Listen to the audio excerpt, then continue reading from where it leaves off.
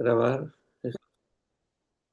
Muy bien, agradezco mucho su participación del día de hoy para nuestra sesión destinada a lo que es el tema de la demografía, pero especialmente un tema trascendental para ver qué está sucediendo, cómo es que se empieza a analizar la población y se acercan muchos estudios de carácter global, mundial, para identificar cuáles son las distintas percepciones de esta sobrepoblación, qué es lo que está ocurriendo hoy en día, cómo hablamos de fases. Ya tendremos oportunidad entonces de acercarnos mucho a este tema trascendental y espero que les resulte también de muchísimo interés para todos ustedes.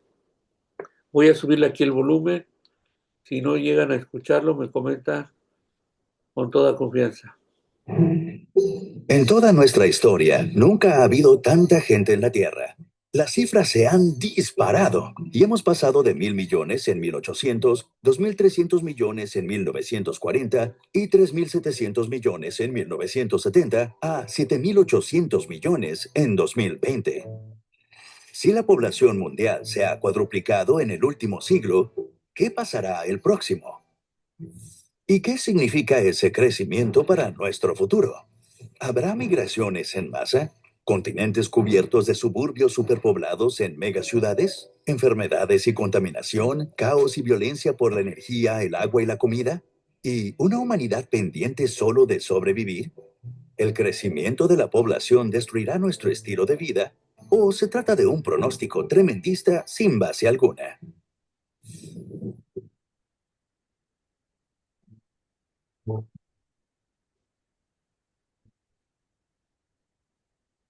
En la década de 1960, la tasa de crecimiento alcanzó una cifra récord que provocó profecías apocalípticas.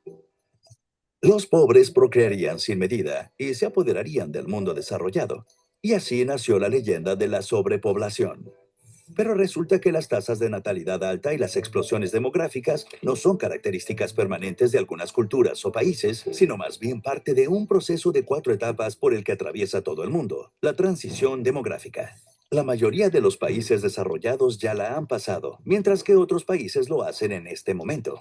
Volvamos al siglo XVIII, cuando todo el mundo, incluida Europa, estaba en la primera etapa de la transición demográfica. Para los estándares actuales, Europa estaba mucho peor que una región en desarrollo y soportaba malas condiciones higiénicas, alimentarias y médicas. Nacía mucha gente, pero muchos morían igual de rápido, así que la población apenas crecía. Las mujeres tenían entre 4 y 6 hijos, pero solo 2 de ellos llegaban a adultos. Después, en el Reino Unido, se produjo la Revolución Industrial, y con ella el mayor cambio en las condiciones de vida desde la Revolución Agrícola. Las personas pasaron de campesinos a trabajadores. Los productos manufacturados se fabricaban en masa y eran asequibles. Las ciencias florecieron y lograron avances en el transporte, las comunicaciones y la medicina. El papel de la mujer en la sociedad cambió y se crearon las condiciones para su emancipación. Lentamente, además de formarse una clase media, el progreso económico aumentó los estándares de vida y atención sanitaria de los trabajadores pobres. Y comenzó la segunda etapa de la transición. Con una alimentación, higiene y medicina mejores, la gente ya no se moría a cada rato, especialmente cuando eran muy jóvenes. El resultado fue una explosión demográfica con la que el Reino Unido dobló su población entre 1750 y 1850. El motivo principal por el que las familias tenían muchos hijos era que pocos sobrevivían normalmente. Una vez que eso cambió, se inició la tercera etapa de la transición. Se dejaron de concebir tantos bebés y el crecimiento demográfico se ralentizó. Al final llegó el equilibrio. Morían menos personas y nacían menos niños, de modo que las tasas de mortalidad y nacimiento se estabilizaron. El Reino Unido había alcanzado la cuarta etapa de la transición demográfica. Esto también sucedió en otros lugares y cada vez más países recorrieron las 4 etapas. Primera, muchos nacimientos y muertes por las malas condiciones de vida. Segunda, mejores condiciones de vida que llevan a menos muertes y explosión demográfica. Tercera, menos Sí, no se preocupe. Adelante, adelante. muertes que se traducen en menos nacimientos y fin del crecimiento demográfico. Pero si las tasas de nacimiento han caído tanto, ¿por qué la población sigue creciendo tan deprisa? Bueno, los niños nacidos en la explosión demográfica de los 70 y 80 ahora se están convirtiendo en padres y por ello se ha producido un importante pico de población. Pero como media tienen muchos menos hijos que sus padres. Hoy la media es de 2,5, cuando hace 40 años era de 5. Así, a medida que esta generación se haga mayor y la fertilidad caiga más, la tasa de crecimiento demográfico seguirá ralentizándose. Es algo que se cumple en todos los países. En Occidente se tiende a subestimar el progreso en otras regiones del mundo, pero lo cierto es que en la mayoría ya se ha alcanzado la cuarta etapa. Fijémonos en Bangladesh. En 1971, las mujeres tenían una media de 7 hijos, aunque el 25% moría antes de cumplir los 5. En 2015, la tasa de mortalidad había bajado hasta el 3,8% y las mujeres solo tenían 2,2 hijos como media.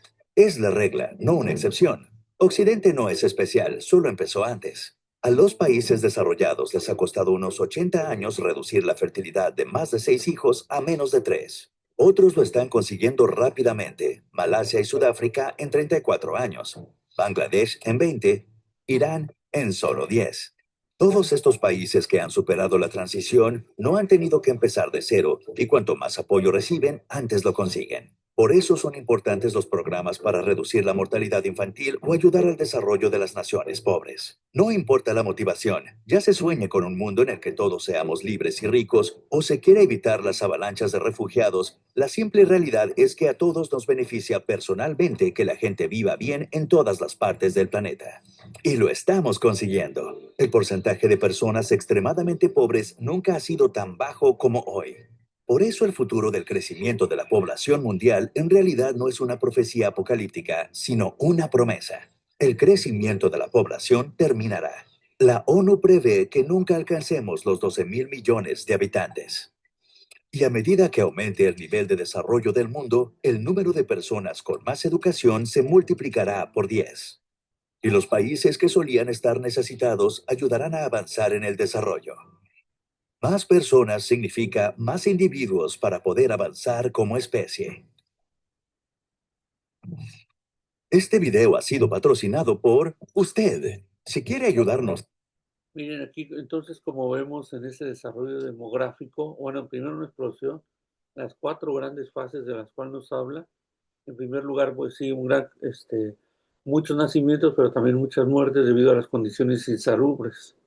Después se dan esas buenas condiciones y hablamos de una fase en donde empiezan a nacer muchos y se mantiene el índice de muertes baja. Y ahí es cuando viene la llamada explosión demográfica. En muchos países llega a ocurrir, en México ocurre a partir de los años del siglo XX, de 1920 en adelante, hasta 1970, 80. Todavía entramos un poquito a los 90, se está dando esa explosión demográfica y ya después viene la llamada etapa de estabilización. En México, finales de los 80, 90, hablamos de una estabilización, donde hay el mismo nacimiento, igual de muertes, cierta, pero empiezan a darse otras condiciones. Entramos a la llamada cuarta etapa, cuando se empieza a rentalizar el, el, lo, el crecimiento poblacional debido a esos cambios de perspectiva, de vida, tradiciones y costumbres van transformándose, como hemos visto con anterioridad, y que también la demografía necesita para hacer esos análisis, entender qué ocurre de manera contextual en determinados lugares o en distintos lugares del mundo, y para ejemplificar lo de México, pues la perspectiva, el, el, el desarrollo en general de una persona en el sentido de sentirse pleno o plenitud, ya no va emparejado, y eso es distinto, no estamos hablando que sea malo, y que bueno, que se dan cambios de mentalidad, por ejemplo, en las nuevas generaciones que ya no ven como una virtud, como antes se pensaba, el llegar a determinada edad y tener una pareja para casarse y, por supuesto, hijos. Ya no necesariamente eso es perspectiva de vida hacia futuro, tanto de hombres o de mujeres. Ven por ellos, ve por su plenitud en desarrollo profesional, como les digo, se habla de un gran crecimiento exponencial de las personas que, hombres y mujeres que están accediendo a la universidad, que cada vez se adquieren mayor preparación. Recuerden ustedes que está ocurriendo en México, se hablaba de educación básica obligatoria, desde preescolar a secundaria, todavía a mediados de los años 2000, del 2005-2006. Posteriormente vamos a encontrar que ya se empieza a extender esto y se hablaba de media superior como nivel básico, mínimo requerimiento. Al te dedicaras a lo que te dedicaras, ya se empieza a pedir como exigencia que tengas educación media superior. Y posteriormente, en ese momento ya estamos hablando de incluso que el estudios de licenciatura es una buena credencial, por supuesto, pero no es una garantía de obtener trabajo, y además se exige, o sea, a todos nosotros a nivel social nos empieza a requerir mucho que, que tengamos estudios de posgrado. No, no se preocupe, Yari, aquí estábamos, entramos a esta sala debido a que allá teníamos problemas porque no puedo poner la presentación como la otra vez, y ya tenemos aquí oportunidad de que se grabe y quede ahí la grabación. Como les comentaba, entonces se está viendo una transformación y México ya entró en ese terreno donde la población va disminuyéndose. Me platicaba con colegas en cursos que tenemos sobre preparación para la educación básica de maestros, maestras, y me comentaban ellos, algunos que tienen experiencia dando clase a nivel preescolar, que sería el kinder, como lo decimos comúnmente, que ya iban cerrando los horarios en la tarde. Antes incluso llegaron a tener hasta 3 horarios: matutino, vespertino y nocturno. Pocos decía, pero había. Vespertinos había muchos, igual que casi como a nivel matutino, y ya se empezaron a cerrar los colegios, e incluso estamos entrando a partir del año 2020 a la fase en donde se están ya dando por finalizados colegios de preescolar debido a esa reducción. ¿Por qué? Bueno, ahí menciona, pero ¿por qué seguimos hablando de una población grande? Ah, porque resulta, a ustedes no, porque son unos jovenazos, pero digamos, mi papá, mi mamá tenían 10 hermanos cada uno y nosotros somos 5. Todavía fuimos una generación donde se tenía más de uno, de 2 hijos. En la actualidad ya no ocurre así, pero seguimos esta generación creciendo y manifestándonos en la vida laboral, social, etcétera, y por supuesto se ve el impacto. Pero en las nuevas generaciones ya empezamos a tener 1, 2 hijos, si acaso 2, y ya se considera hasta exagerado cuando se habla de 3 hijos en una familia. Esto está ocurriendo porque están cambiando ya las condiciones sociales, la forma, tradiciones, costumbres y las perspectivas de vida de cada uno de nosotros va dándose un cambio sustancial que va a impactar, que está impactando en la demografía. Y eso, como ustedes notarán, entonces, para explicar estas fases, habría que hacer un recorrido, entonces, se hizo histórico, también conocer sociológicamente cómo ocurren, antropológico, por supuesto, y no dejamos de hablar de aspectos psicológicos para tener una radiografía de esos avances o esos cambios sustanciales en la demografía. No sé si tengan dudas o comentarios respecto a esto que acabamos de ver.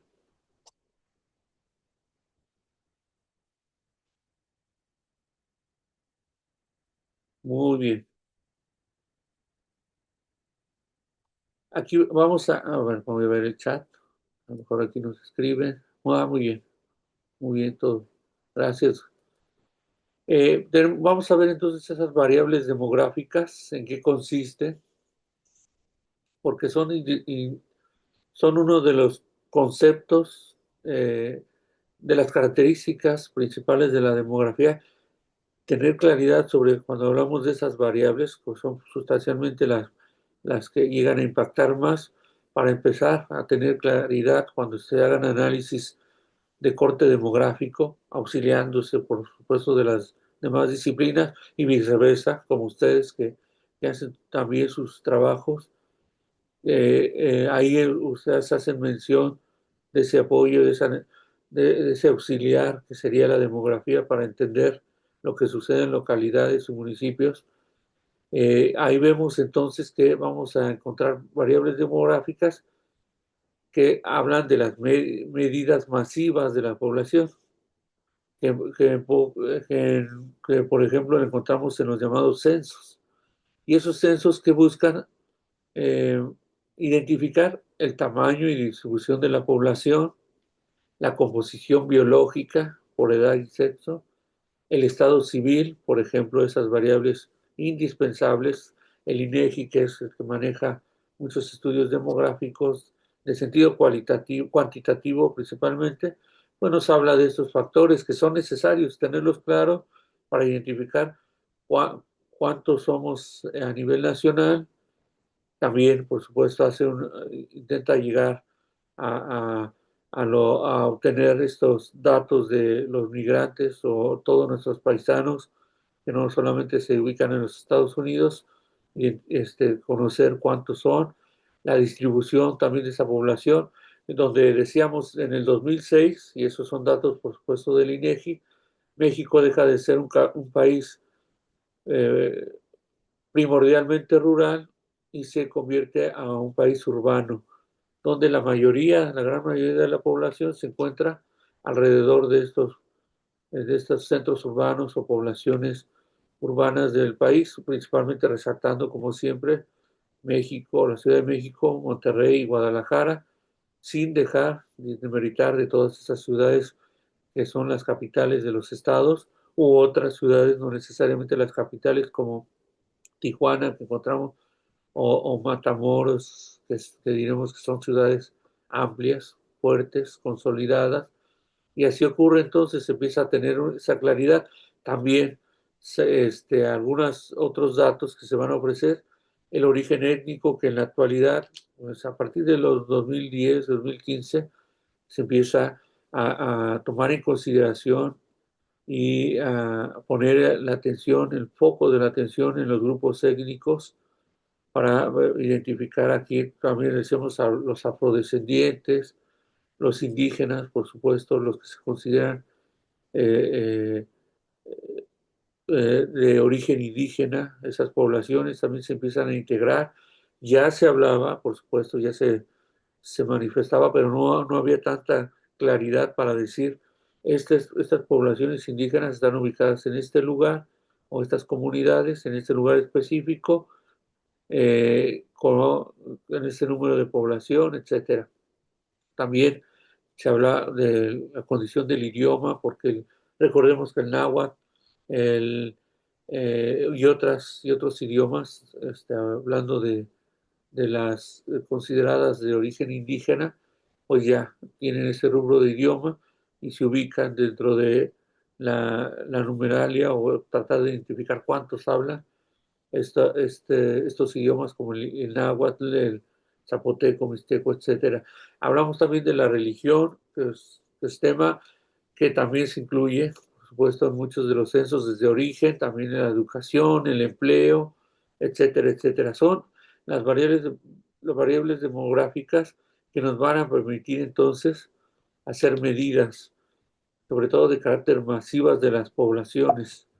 Encontramos también otro de los aspectos sustanciales, cómo se ha dado esa evolución de la ciencia demográfica. Eh, Teorías de la población y el marco conceptual desde la teoría malthusiana que veíamos en la sesión pasada, la población óptima se va a referir al número ideal de personas que pueden mantenerse en una área determinada, que hablamos en un contraste de superpoblación o la de subpoblación, que sería bueno, en la Ciudad de México podríamos hablar de una superpoblación, eso es clarísimo, ya tiene años.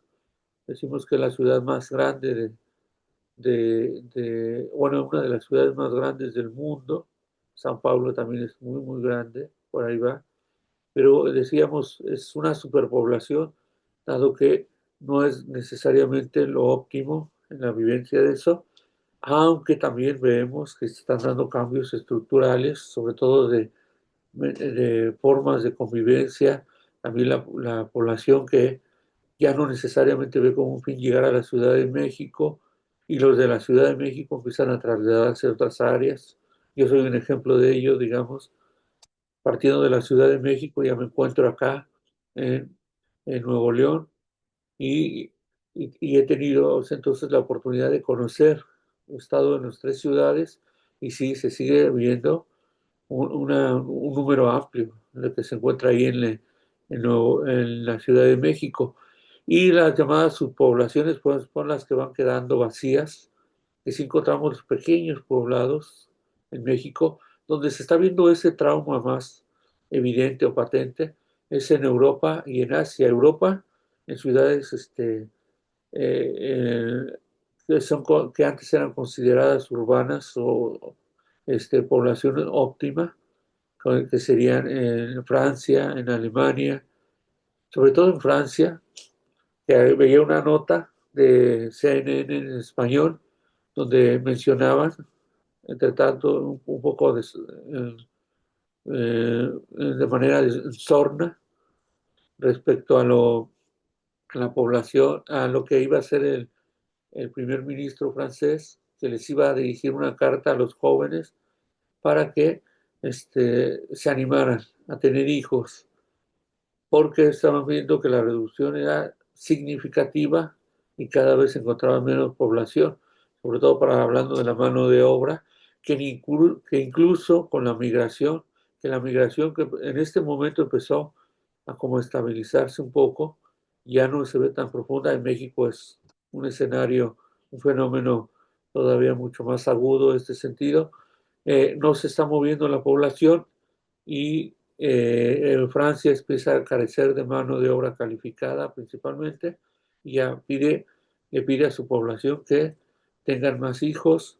En China ya se habla de premios, de estímulo en todo sentido a las parejas que decidan tener más de un hijo, pero también se están encontrando esas resistencias, como decíamos, de nuevas generaciones que ya no piensan igual, se consideran que pues tienen una estabilidad hasta cierto punto material, sobre todo lo primordial, y entonces deciden no tener hijos, se mantienen con una sola, un solo hijo si acaso, y ya no prefieren estabilidad económica, consolidar sus estudios profesionales, etcétera. Y entonces China también empresa, Japón no se diga, poblaciones enteras donde se les está pidiendo que se vayan a esos lugares, se les da apoyo económico para que se vayan a radicar a las diferentes poblaciones rurales en Japón que se están quedando solas. Entonces vemos que ese fenómeno pues empieza a transformarse debido a estas fases que veíamos al principio. Otro de los factores primordiales que encontramos también, se habla de un ajuste, cómo ajustar el número de habitantes que mejor convenga para un fin dado. Eso va muy en función de los objetivos que se quieren alcanzar. Y ahí entonces un juego interdisciplinario, como veíamos, y aquí quizá nos va a dejar más claro este aspecto. La demografía empieza a hablar entonces que no hay una población óptima, hay una superpoblación, por ejemplo, en la Ciudad de México, pero en otras poblaciones pequeñas se está dando una subpoblación o poca población que se está retirando, ya sea por, bueno, diversos factores. Hay poblaciones que principalmente es por la migración hacia los Estados Unidos, y entonces hay ciertas consideraciones que establece la demografía. Ah, mucha gente ha venido, me dice, sí, ha venido a vivir aquí por la cercanía con la capital y de hecho ya se está hablando mucho de la ciudad a comparación de eso. Sí, es correcto. En 25, ¿cuántos años lleva viviendo, radicando ahí en Puebla, Rosalba? 27 años, imaginemos, 27 años ya tiene, yo tengo 18 años aquí y también veo una transformación grande, o sea, acelerada, pero yo creo que en Puebla sí es bastante, mucho más rápido este proceso. Además, si ustedes recordarán, cuando en el 2008 entra el gobierno de Morena, se hablaba mucho de que se iban a recorrer las instituciones o las diferentes, sí, pues diferentes secretarías a los lugares donde se les consideraba para abrir, ¿no? Diversificar este desarrollo poblacional y donde se consideraba que podrían tener sus mejores márgenes de acción. Y se habla mucho de que la Secretaría de Educación Pública, por ejemplo, iba a Puebla, la de Marina a Sinaloa y en el puerto en Mazatlán, etcétera, etcétera. Se iban a dar cambios sustanciales. No se ha hablado ya de esto.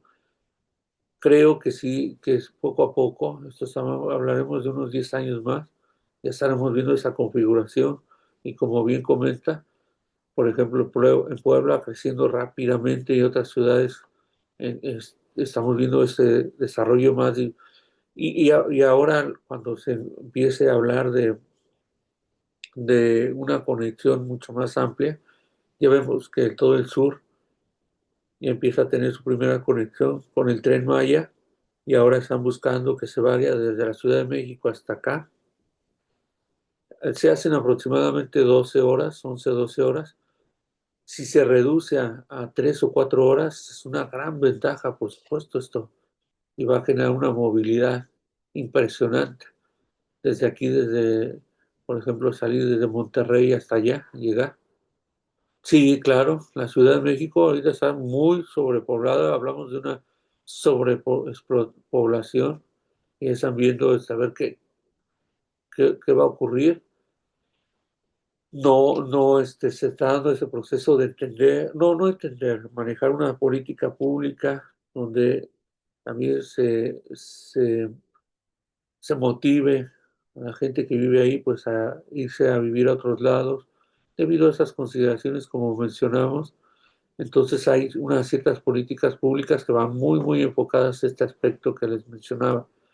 Veíamos aquí entonces, eh, hay factores que le van a permitir entonces entender desde la demografía y lo auxiliada con otras para después hablar de cierta política pública para llegar a lograr a un cierto bienestar general de la población con condiciones óptimas para hablar de un nivel armonioso, una plenitud dentro de la misma sociedad.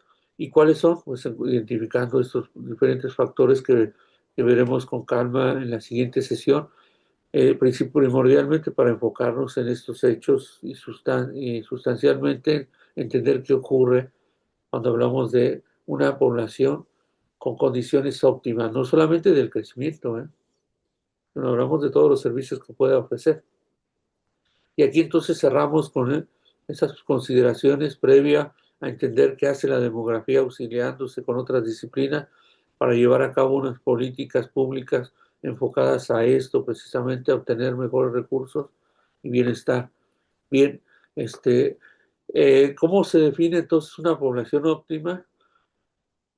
Para hacer esto hay que establecer el margen entre población mínima y máxima. Una población mínima está determinada por factores, por supuesto, económicos y biológicos. ¿Por qué actúan de manera conjunta estos factores? El factor económico se da, y lo vemos todos, la gran mayoría de nosotros tiene un pariente, un conocido migrante, o por lo menos se ha sabido de alguien, y debido a esto, las poblaciones se empiezan a ver menguadas en ciertos espacios rurales, debido a que la necesidad de obtener un recurso de mejores condiciones de vida, pues lleva a movilidad. Ya decíamos, siempre se ha dicho, la migración en México no se hace en la gran mayoría de los casos por gusto. Y aquí también nos pondríamos en comparativa nosotros, tanto quien va a Puebla como yo que voy acá a Nuevo León, pues lo hacemos también por tratar de encontrar una nueva perspectiva profesional, de vida, económica, por supuesto, etcétera. y tiene que ver también con condiciones biológicas.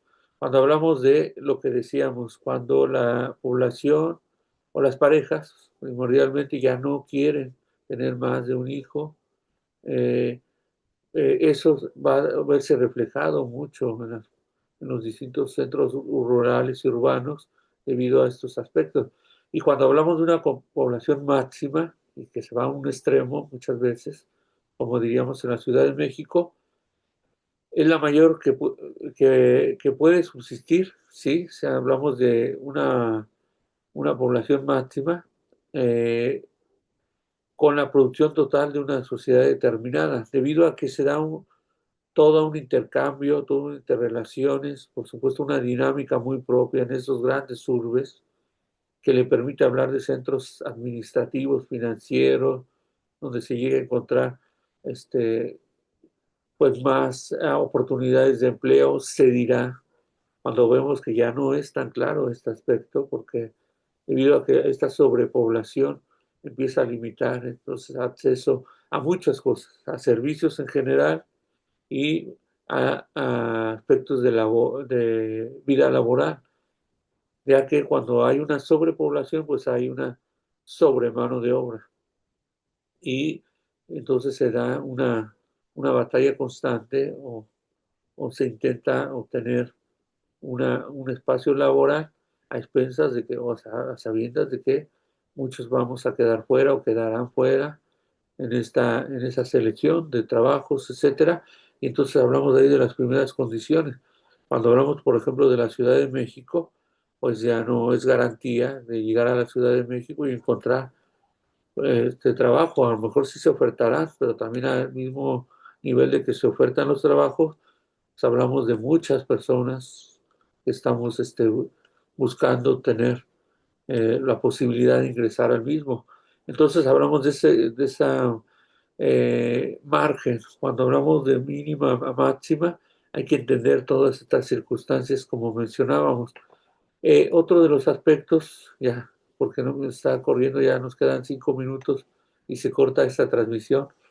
Entre estos dos extremos, rápido crecimiento y disminución o estancamiento, debe existir, diríamos, una posición intermedia de población, que eso sí se logra o se está logrando en poblaciones, por ejemplo, en Guanajuato se habla de este aspecto, en León hasta cierto punto. Eso es lo que tengo más o menos referencia de lo que está sucediendo. En otras que sería hace poco me causaba asombro porque había crecido, pero al parecer ya llegó a una cierta estabilización Tijuana, que es un centro este, de conexión entre mucha migración que intentaba irse a Estados Unidos y terminaba quedándose en Tijuana y entonces hace su vida en Tijuana y llegan a encontrar trabajo en los Estados Unidos y diariamente se pasan de la frontera de un lado hacia otro y eso les permite tener una estabilidad económica eh, eh, por lo menos muy digna, pero mencionan que, por ejemplo, estas ciudades ya están llegando a sus niveles óptimos porque ya nos está dando un crecimiento desmedido, debido también a todas esas consideraciones que veíamos previamente, y esto es lo que nos habla. Y esta situación, cuando hablamos de una posición intermedia, donde se garantiza la tasa más alta posible de aumento de nivel de vida, que tampoco quedamos fuera de estos márgenes nosotros, independientemente de que nos encontremos en una ciudad densamente poblada como la Ciudad de México o poco poblada como otras ciudades o pueblos de nuestro país. Ya hablamos también de márgenes de garantía hasta cierto punto por los medicamentos, estilos de vida, que aunque parecería un gran contraste, sí estamos tomando ya las iniciativas personales para cuidarnos mucho más. No estoy hablando de aspecto estético, sino condición de salud, en donde sí ya somos cada vez más conscientes de nuestros cuidados y se habla de un nivel de vida mucho más amplio. Decíamos aquí, de 64 o más, no me refiero a la gráfica, ya tenemos bueno, más o menos el nivel de vida de 75 76 hacia las mujeres, 73, 74 en los hombres, un poquito más menos en ambos, debido a que ya hay una condición óptima de crecimiento, dado que hay servicios médicos primordialmente, también de esparcimiento, de salud, de diversión, también en conciencia, auxiliándose en los medios, etcétera. Entonces vemos esas condiciones tan destacadas que encontramos en ambos lados. Ya nos dice 3 minutitos, no sé si tengan dudas, comentarios, eh, alguna, alguna inquietud sobre esto. Aquí estamos, seguimos nosotros. Ahí les agradecería mucho si pueden para tomar la pequeña captura antes de salirnos, porque ya aquí me está corre y corre el Zoom y ya nos dice, nos quedan 2 minutitos. Muy bien. Pues al momento, ninguno, profesor, todo claro.